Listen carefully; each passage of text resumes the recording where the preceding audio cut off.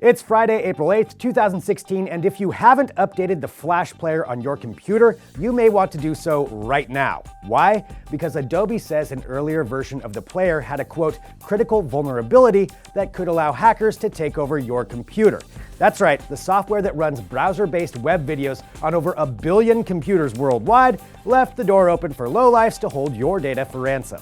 As such, Microsoft has announced it is joining Apple and Google in freezing Flash content when its new Edge browser detects it. Apple first started freezing Flash in 2013, and Google did as well last year. In 2013, hackers managed to unlock private information from 3 million Flash users, and Apple has actually been a proponent of doing away with Flash for years, but the animation plugin persists to this day. You can update your computer at the link below.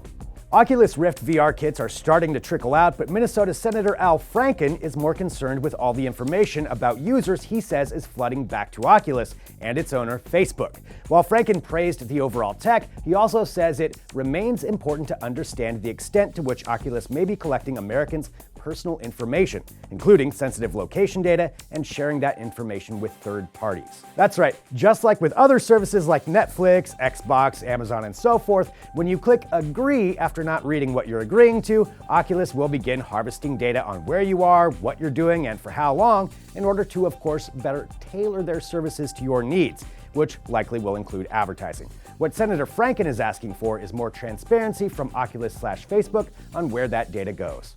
And finally, this guy just did what every quadcopter pilot ever dreamed about as they held their shiny new drone in their hands. If only it was big enough for me to fly in.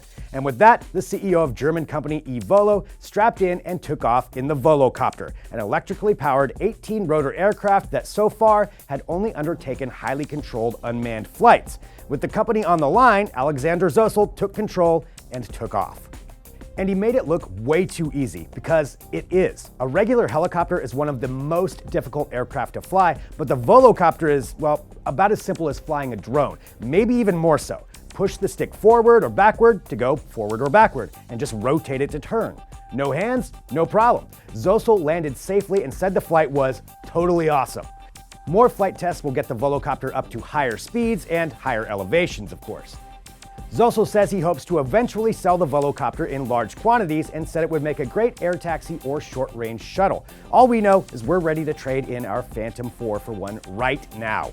We've got the rest of the day's tech news at digitaltrends.com. Have a great weekend. We'll be back again on Monday.